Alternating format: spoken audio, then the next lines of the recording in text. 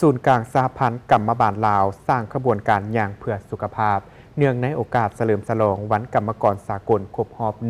139 ปีเพื่อเป็นการเฉลิมฉลองวันกรรมกรสากลครบรอบ139 ปี1พฤษภาคม1886หา1พฤษภาคม2025ดังนั้นมาในวันที่1พฤษภาคม2025นี้ศูนย์กลางสหพันธ์กรรมบาลลาวได้สร้างขบวนการย่างเพื่อสุขภาพขึ้นที่ประตูไซโดยการเข้าร่วมของทานสอนไซศรีพันดรนายกรัฐมนตรีทานศิลวงศ์ขุดไพฑูรย์ประธานศูนย์กลางแนวล้าวสร้างชาติมีบรรดาทานผู้นำภาครัฐคณะบริหารงานศูนย์กลางสหพันธ์กรรมบาลลาวผู้ตั้งหน้าองค์การจัดตั้งสากลต่างๆประจำลาวพนักงานรัฐกรสมาชิกกรรมบาลกรรมกรและประชาชนชาวนครหลวงวิจันทร์เข้าร่วมในพิธีทานเล็ดไสยพรประธานศูนย์กลางสหพันธ์กรรมบาลลาวกล่าวว่าวันที่1พฤษภาคมได้กลายเป็นวันบุญใหญ่ที่มีความหมายความสำคัญอย่างยิ่งใหญ่ของชนชั้นกรรมกรและชาวผู้ออกแรงงานในทั่วโลกเป็นวันบุญมหาสามัคคีที่ชนชั้นกรรมกรได้แสดงพลังแห่งเข้มแข็งของตนและมีการเฉลิมฉลองอย่างคึกคืนในแต่ละปีอยู่หลายประเทศทั่วโลกฉะนั้นศูนย์กลางสหพันธ์กรรมบาลลาวจึงได้จัดกิจกรรมอย่างเพื่อสุขภาพทั้งเป็นการโฮมชุมนุมและนึกถึงวันที่มีความหมายสำคัญดังกล่าวกิจกรรมอย่างเพื่อสุขภาพในครั้งนี้ได้มีสมาชิกกรรมบาลกรรมกรและประชาชนชาวนครหลวงวิจันทร์เข้าร่วมประมาณ 10,000 กว่าคนเนื่องในโอกาสเฉลิมฉลองวันกรรมกรสากลวันที่1พฤษภาคมครบรอบ139 ปีที่มีความหมายความสำคัญนี้สหพันธ์กรรมบาลลาวเรียกร้องมายังการจัดตั้งภาครัฐการจัดตั้งกรรมบาลแต่ละขั้นหัวหน่วยแรงงานสังคมจงเพิ่มทวีความรับผิดชอบของตนต่อการศึกษาพรมช่วยเหลือก่อสร้าง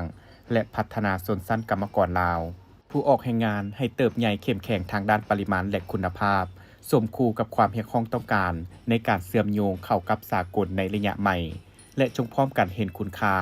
ของแรงงานกรรมกรผู้ออกแรงงานลาวและปกป้องสิทธิผลประโยชน์อันชอบธรรมของเขาเจ้าด้วยการให้เกียรติศักดิ์ศรีความเสมอภาพรายรับที่เป็นธรรมและการออกแรงงานที่ปลอดภัยเรียกร้องมายังกรรมกรและผู้ออกแรงงานลาวจงมีความสามัคคีปุ้มลุ้มกันอยู่อ้อมข้างภาครัฐบาลสืบต่อฝึกฝนหล่อหลอมตนเองให้กลายเป็นกำลังแห่งที่มีระเบียบวินัยในการออกแรงงานเสริมขยายคุณลักษณะอันดีเลิศทัดแท้มูลเสื้ออันดีงามของชนชั้นกรรมกรลาวและกลายเป็นกำลังหลักแรงในขบวนการสร้างสรรค์พัฒนาเศรษฐกิจสังคมของประเทศชาติในโอกาสนี้ทานเล็ดไสยพรยังได้ต่างหน้าคณะบริหารงานศูนย์กลางสหพันธ์กรรมบาลลาวเรียกร้องมายังองค์การจัดตั้งภาครัฐการจัดตั้งกรรมบาลแต่ละขั้นหัวหน่วยแรงงานและสังคมจงเพิ่มทวีความรับผิดชอบของตนต่อกับการศึกษาอบรมช่วยเหลือก่อสร้างและพัฒนาชนชั้นกรรมกรลาวผู้ออกแรงงานลาวให้เติบใหญ่เข้มแข็งทางด้านปริมาณและคุณภาพสมคู่กับความเรียกร้องต้องการการเชื่อมโยงเข้ากับสากลในระยะใหม่